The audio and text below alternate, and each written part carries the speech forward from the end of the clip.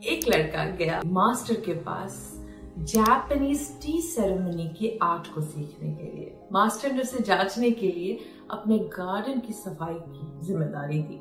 लड़के ने बहुत अच्छे से गार्डन की सफाई की और फिर खड़े होकर रिव्यू किया अपने गार्डन की सफाई। उसे लगा कुछ तो मिसिंग है और वो गया वहां पे चेरी के जो ट्री थी उसको जोर से हिलाकर उस चेरी के फूल को बिखेर दिया गार्डन में, क्योंकि उस लड़के को पता था इम्पोर्टेंस ऑफ इम्परफेक्शन। और जापानीज लोग इसको बहुत अच्छे से जानते थे, इसके लिए वो वाबी साबी करते थे। वाबी साबी का जो था वो प्रैक्टिस किया जाता था जापानीज टी सेरेमनी में। टी सेरेमनी कंडक्ट की जाती थी वहां के जेन मास्टर्स के द्वारा, जहाँ पे लोग बैठते थे, ग्रीन टी पीते थे माइंडफुल होके, लेकिन उसमें वाबी साबी ऐड किया जाता था। जो चाय पीने के कप्स होते थे वो क्रैक्ड होते थे, वो पुराने होते थे, कहीं ना कहीं ये बताने के लिए कि दुनिया में कुछ भी परमानेंट नहीं है और उन्हीं इम्परफेक्शन में से आपको ब्यूटी ढूंढने की जरूरत है। कुछ दिनों पहले मेरे चैनल पे एक कमेंट आया था कि मैं कुछ भी सीखती हूँ तो मैं चाहती हूँ कि बिल्कुल अच्छे से सीखूं, मैं बिल्कुल परफेक्ट करने के चक्कर में कर ही नहीं पाती हूँ। कुछ ऐसा ही है, मैं पैराफ्रेज कर रही हूँ। कमेंट ये आपके स्क्रीन पे है और ये वीडियो आपके लिए आज इसके लिए लेके आई हूँ ताकि आपको मैं बता सकूं कि किस तरीके से परफेक्शन की खोज में आप अपने ट्रूएस्ट पोटेंशियल तक नहीं पहुंच पाते और क्यों जरूरी है इम्परफेक्शन को भी गले लगाना। हेलो एंड वेलकम, मैं रेवती एंड सोल स्कूल में आपका स्वागत है। मैं एक सर्टिफाइड योगा टीचर हूँ एंड ब्रेन लॉन्जेविटी स्पेशलिस्ट हूँ। सोल स्कूल में बताती हूँ कि किस तरीके से पॉजिटिविटी, लॉ ऑफ अट्रैक्शन और स्पिरिचुअलिटी को मिक्स करके न्यूरोसाइंस की हेल्प लेकर हम अपनी सारी डिजायर को पूरा कर सकते हैं। तो अगर नए इस चैनल पे तो मेरे चैनल को सब्सक्राइब जरूर कीजिए। तो आज बात करने वाली हूँ परफेक्शन को लेके, क्योंकि ये परफेक्शन शब्द जो है ये बहुत ज्यादा इंसान को परेशान कर देता है। हमें एक परफेक्ट लाइफ चाहिए, हमें एक परफेक्ट पार्टनर चाहिए, हमें एक परफेक्ट स्कोर चाहिए, हमें एक परफेक्ट, सब कुछ परफेक्ट चाहिए। बट समझ में नहीं आता है कि परफेक्शनिज्म की चाह में हम इतना ज्यादा परेशान हो रहे हैं कि लाइफ में जो सक्सेसफुल लोग हैं उनकी कहानियों से कुछ सीख ही नहीं रहे। और आज वही आपके सामने लेके आ रही हूँ। आज मैं बात करूंगी एक आर्किटेक्ट की, जापानीज आर्किटेक्ट जिसका नाम था टाडो एंडियो। टाडो एंडियो जो थे वो बहुत बड़े आर्किटेक्ट हैं, उनको बहुत सारे अवार्ड मिले। बहुत ही गरीब घर में अपनी दादी, माँ बाप तो जन नहीं थे, दादी ने पाला था उन्हें। बहुत ही गरीब जापानीज थे और बगल में एक लकड़ी के दुकान में पूरे दिन कुछ ना कुछ बनाने की उसमें लगे रहते थे। कभी लकड़ी काट के, कभी कुछ बना रहे हैं, कभी कुछ बना रहे, यानी बनाने में उनको बहुत ज्यादा रुचि थी। इसके लिए वो बोरो करके बुक्स लाते थे आर्किटेक्चर की और आर्किटेक्चर जो पढ़ना था वो पढ़ते थे, स्केचिंग करते थे। इतना ज्यादा खुद को सेल्फ टॉट किया उन्होंने आर्किटेक्ट बनने में कि बिना फॉर्मल एजुकेशन के जापानीज गवर्नमेंट ने उन्हें आर्किटेक्ट का लाइसेंस दे दिया, बिकॉज वो इतने अच्छा स्केच कर पा रहे थे जो एजुकेटेड आर्किटेक्ट नहीं कर पा रहे थे। सेल्फ टॉट आर्किटेक्ट थे टाडो एंडियो। एक दिन बहुत एंग्शियस थे। क्यों? क्योंकि उन्हें खबर आई कि जापान में बहुत बड़ा अर्थक्वेक आया है। एयरपोर्ट पे बैठे वो बहुत ज्यादा परेशान हो रहे थे, बिकॉज उनको जल्दी मची थी घर जाने की। और क्यों ना हो, सबसे ज्यादा तो उनकी इज्जत लाइन पे थी। एक ऐसा आर्किटेक्ट जिसने फॉर्मल एजुकेशन भी नहीं लिया है और इतने सारे घरों का निर्माण कर दिया है। क्या है इस अर्थक्वेक के बाद उसके बनाए इमारतों का हाल। कहीं ना कहीं खुद को कोस भी रहे थे, काश थोड़ी पढ़ाई कर ली होती तो बेटर आर्किटेक्ट बन सकता, शायद इतने सारे लोगों की मौतों का जिम्मेदार नहीं होता। जैसे तैसे वो जापान पहुंचे और मुआयना करने लगे उस जो अर्थक्वेक से ग्रसित क्षेत्र थे उसकी। और सबसे बड़ी सरप्राइजिंग चीज ये सामने आई कि टाडो एंडियो का बनाया हुआ एक भी घर नहीं टूटा था, क्योंकि उन्होंने उस घर को बनाने में एक बहुत बड़ी चीज का सहारा लिया था। टाडो एंडियो जब स्कूलिंग किया था, उन्होंने हाई स्कूल तक पढ़ाई की थी, उसी में उन्होंने आर्किटेक्चर का जो सब्जेक्ट था उससे इंटरेस्ट ज्यादा था उनका। लेकिन अगर उनसे कोई पूछता कि तुम पढ़ने में कैसे थे, तो वो यही बताते कि बहुत ही एवरेज स्टूडेंट थे, बी या सी से ज्यादा कभी आया नहीं उनको उस सब्जेक्ट में भी जिसमें उनको इतनी रुचि थी। अगर चलो मान लो पैसा होता भी और वो ट्यूशन भी ले लेते तो भी A+ स्टूडेंट नहीं बन पाते वो आर्किटेक्चर की हाई स्कूल में जो उन्होंने पढ़ाई की थी। लेकिन स्कूल खत्म होने के बाद वो बन गए बॉक्सर। जब बॉक्सिंग के मैदान में उतरे तो उनको समझ में आया कि परफेक्शन वाली लड़ाई तो होती नहीं है, बिकॉज लड़ाई में तो इम्परफेक्शन दिखता ही दिखता है। आप कितने भी बलशाली हो, मार तो एक घुसा तो जरूर खाओगे आप, है ना।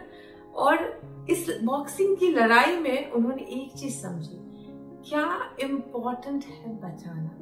यानी टेडो आंडो अपनी फेस को बचाने में, अपने जो कोमल जगह थी यानी पेट और छाती को बचाने के लिए अपना पीठ आगे कर देते थे जब उनको मार पड़ने की बारी आती। और इस 2 साल के बॉक्सिंग के एजुकेशन और मैच से टेडो आंडो ने सीखा कि इम्पोर्टेंट ये नहीं है कि आपके लाइफ का हर एक एस्पेक्ट या आपकी बनाई हुई हर चीज का हर एक एस्पेक्ट परफेक्ट हो। इम्पोर्टेंट ये है कि आपको उस चीज का कौन कौन सा चीज सेफगार्ड करना है ताकि उसमें परफेक्शन आ सके। और उनके हर एक डिजाइन में वही देखने को मिला।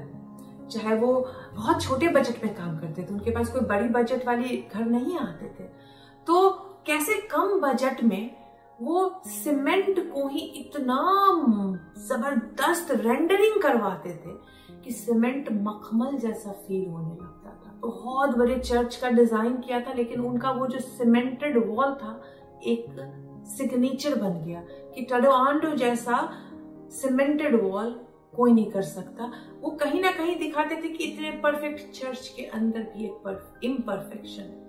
एक वॉल क्रिएट किए थे क्योंकि उस वॉल में क्रॉस का साइन था।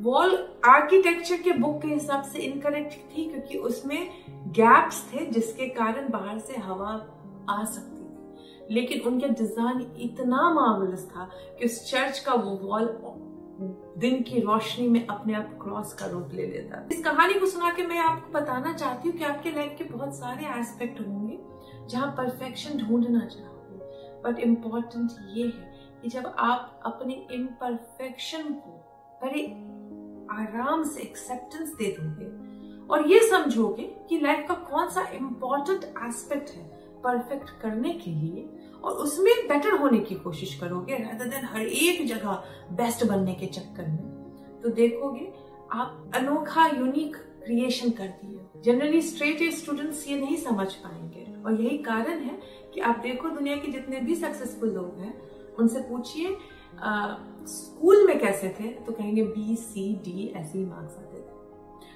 और यही कारण है कि वो आज इतना बड़ा कर रहे हैं, बिकॉज परफेक्शनिज्म आपको लिमिट कर देता है नई नई चीजें ट्राई करने में, एक स्पाइरल क्रिएट कर देता है। यानी मैं हर चीज में परफेक्ट होना चाहता हूँ, आई विल ट्राई दिस, मैं शायद फेल हो जाऊंगा, I will never do this, because आप परफेक्ट होने की कोशिश कर रहे हो। लेकिन अगर आप इम्परफेक्शनिज्म को समझोगे और अपने इम्परफेक्ट नेचर को भी उतने प्यार से लोगे, अपने इम्परफेक्शन को भी उतने ही ईमानदारी से एक्सेप्ट करोगे, तो आप ट्राई करोगे, फेल करोगे, फिर से कोशिश करोगे और इस विश्व साइकिल से बाहर आ जाओगे जो परफेक्शनिस्ट फील करते हैं कि जब तक मैं परफेक्ट नहीं होगा खुद को लॉन्च नहीं कर सकता हूँ, जब तक मैं परफेक्ट नहीं होगा मैं कुछ ट्राई नहीं कर सकता हूँ, जब तक मैं परफेक्ट नहीं होऊंगा आगे नहीं बढ़ सकता हूँ। यही कारण है कि जो स्ट्रेट स्टूडेंट्स होते हैं स्कूल तक तो बहुत अच्छा करते हैं, कॉलेज तक तो बहुत अच्छा करते हैं, पर जब रियल लाइफ में आते हैं तो उस हाईएस्ट पोटेंशियल तक नहीं पहुंच पाते हैं ज्यादातर, क्योंकि फियर ऑफ फेलियर उनको आगे बढ़ने से रोक देता है, फियर ऑफ इम्परफेक्शन उनको कुछ ट्राई करने से रोक देता है। इसके लिए मैं ये नहीं बोलती हूँ कि आपको एक मीडियोकर काम करना चाहिए। अगर कोई हार्ट सर्जन है और वो बस मीडियोकर काम कर रहा है तो वो बात सही नहीं है,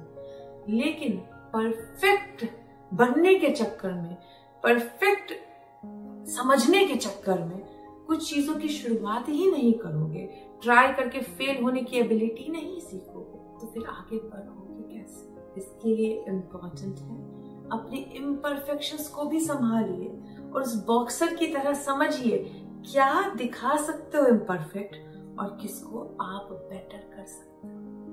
परफेक्ट बनाने में कुछ चीजें इम्परफेक्ट होगी आपकी लाइफ की, हर किसी की होती है, विच इज ओके, बट कौन सा एस्पेक्ट आपको बेटर करना है। तो जब तक आप परफेक्शनिज्म के चक्कर में रहोगे, आप कभी भी अपने ट्रूएस्ट पोटेंशियल तक नहीं पहुंच सकते। जितना आता है, जैसा आता है, वहीं से शुरुआत करो। आप वहां पहुंचोगे जहां परफेक्शनिस्ट नहीं पहुंच सकते।